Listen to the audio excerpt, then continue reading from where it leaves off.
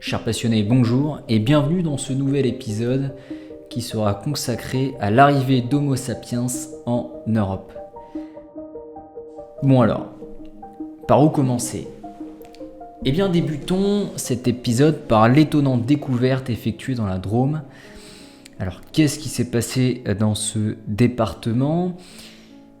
Eh bien sachez qu'une dent a été découverte dans une grotte de la Drôme, ce qui a considérablement modifié notre compréhension de l'arrivée d'Homo sapiens en Europe, en avançant cet événement de 12 000 ans.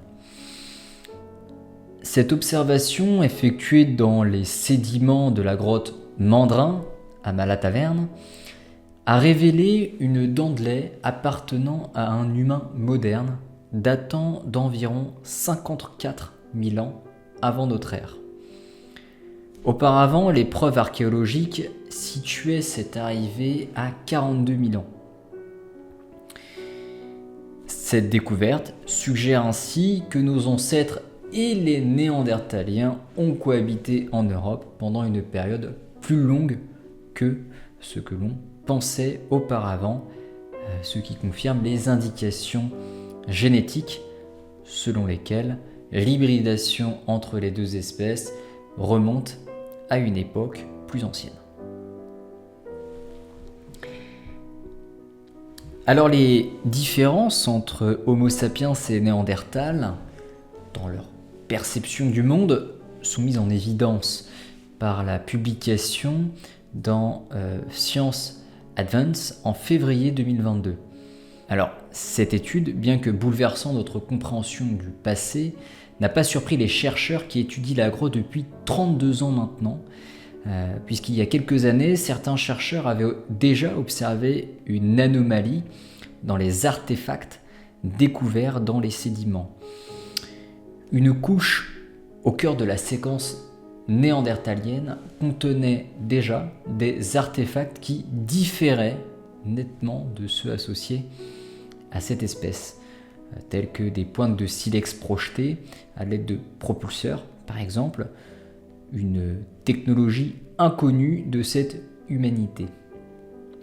Certains avaient envisagé que Néandertal aurait pu effectuer un saut technologique, mais le chercheur Ludovic Slimak conteste cette interprétation en soulignant que les approches du monde sont radicalement différentes entre Homo sapiens et Néandertal. Pour confirmer l'origine moderne de ces artefacts, un chercheur du CNRS, spécialisé en paléoanthropologie dentaire à l'université de Bordeaux, a analysé 9 dents découvertes sur le site.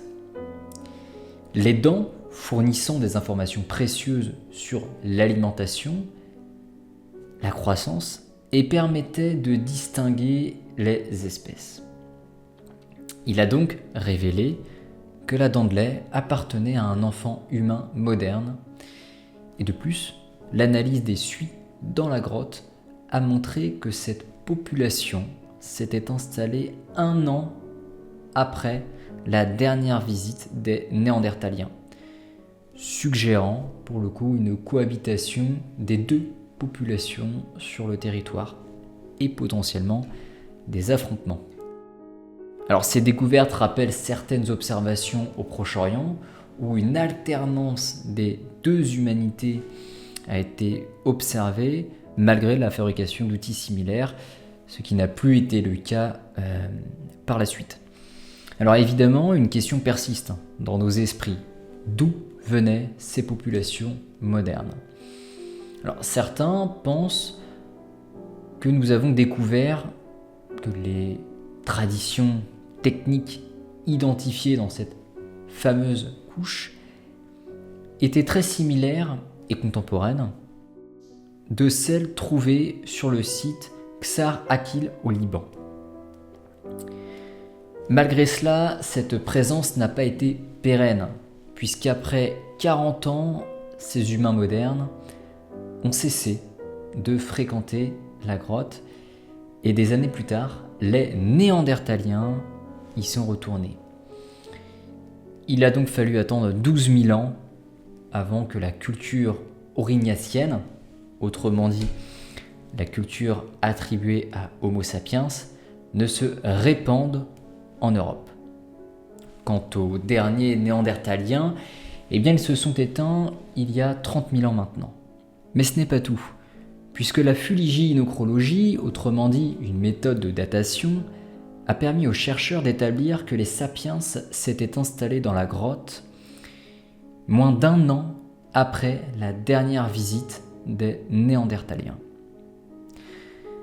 Cette méthode basée sur l'étude des suies permet de déterminer les périodes d'occupation d'un lieu. C'est bien simple, à chaque fois que des humains ont fait du feu dans la grotte, eh bien, des suies se sont déposées sur les parois, un peu comme s'ils avaient badgé leur présence, pour ainsi dire. Et ces suies se retrouvent alors piégées dans les concrétions calcaires et se former sur les parois avant de tomber au sol. Une fois analysées, eh bien, ces concrétions révèlent une séquence alternant des couches de suie et de calcite semblable à un code-barre spécifique à chaque époque.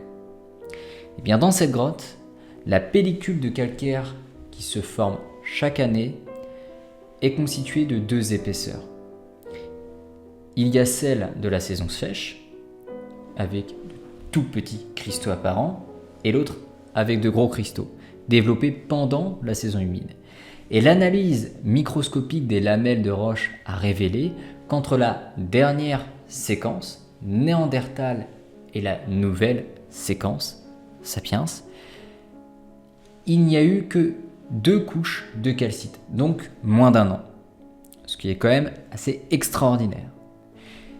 Et en ce qui concerne le parcours d'Homo sapiens, ainsi que de ses interactions avec le continent européen, j'aurais pu m'arrêter là.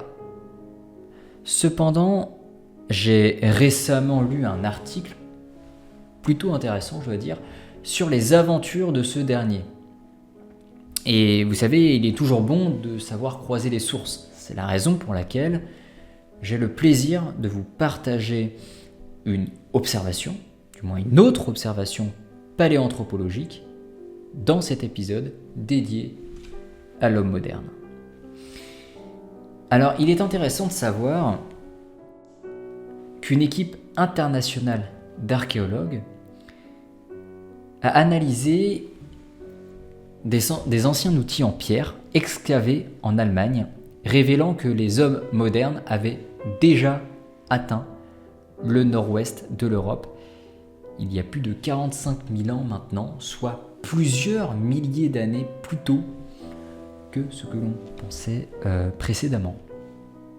Évidemment, cette présence précoce remonte bien avant la disparition de Néandertal, notamment sa disparition dans la région en question. De plus, leurs recherches fournissent des informations précieuses sur le mode de vie, le régime alimentaire et les défis environnementaux auxquels ces humains modernes ont dû faire face.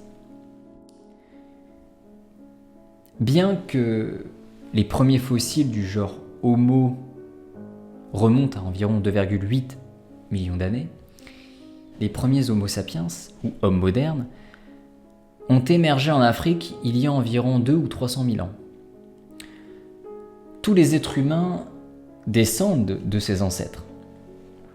Et Homo sapiens est aujourd'hui la seule espèce survivante du genre Homo, les autres étant éteintes.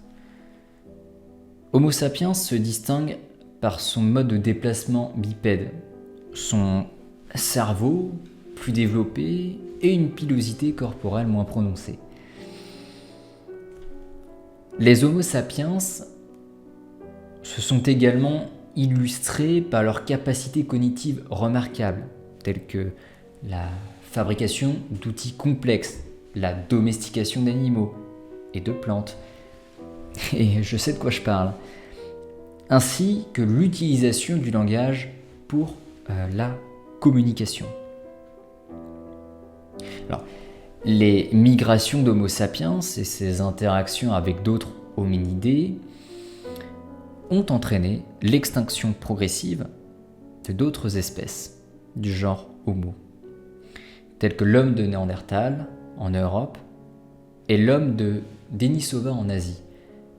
Cependant, des preuves génétiques indiquent que des croisements entre Homo sapiens et d'autres espèces éteintes ont eu lieu, comme en témoignent les similitudes génétiques avec l'homme de Néandertal retrouvé chez de nombreux individus actuels. Et malgré ces découvertes, les détails sur les migrations d'Homo sapiens hors d'Afrique et leur interaction avec les autres espèces restent encore assez flous. Et les récentes recherches suggèrent que la présence d'Homo sapiens dans le nord-ouest de l'Europe remonte à plus de 47 500 ans, et bien avant ce que l'on croyait. Et il s'agit là d'une information qui nous vient de la revue Nature. C'est quand même assez formidable d'observer des similarités à l'égard d'un sujet précis issu de deux sources différentes. Bon, l'analyse protéomique, autrement dit, la science qui étudie l'ensemble des protéines d'une cellule, d'un organe, ou bien d'un organisme, à un moment donné, et sous des conditions données.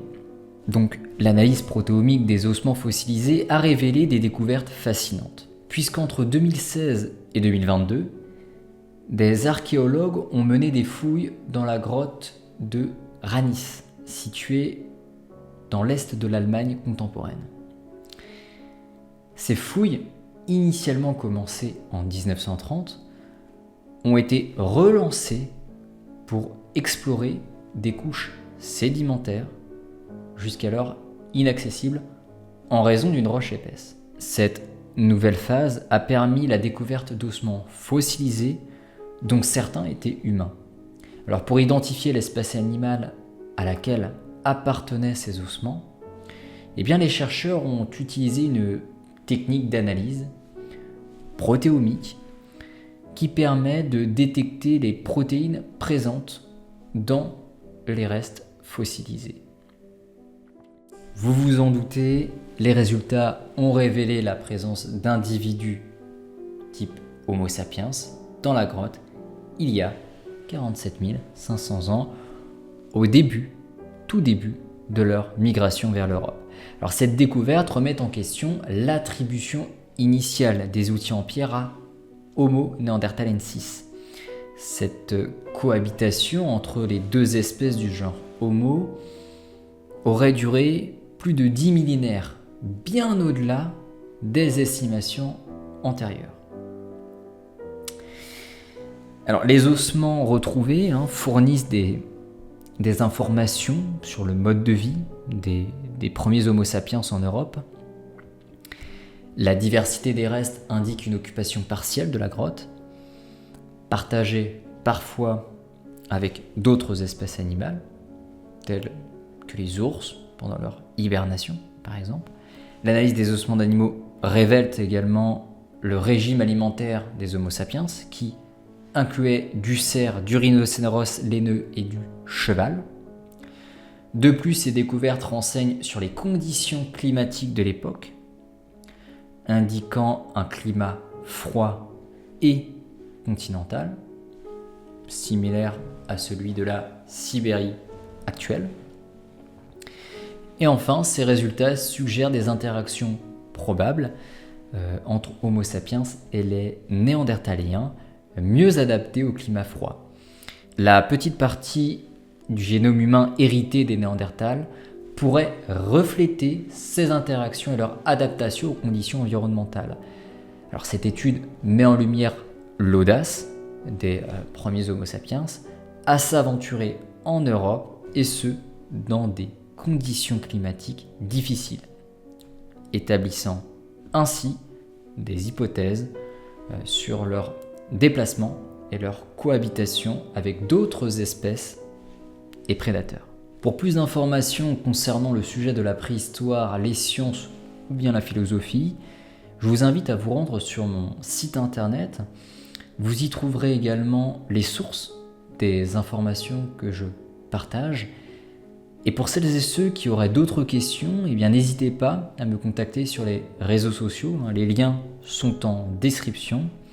Sur ce, portez-vous bien et à bientôt.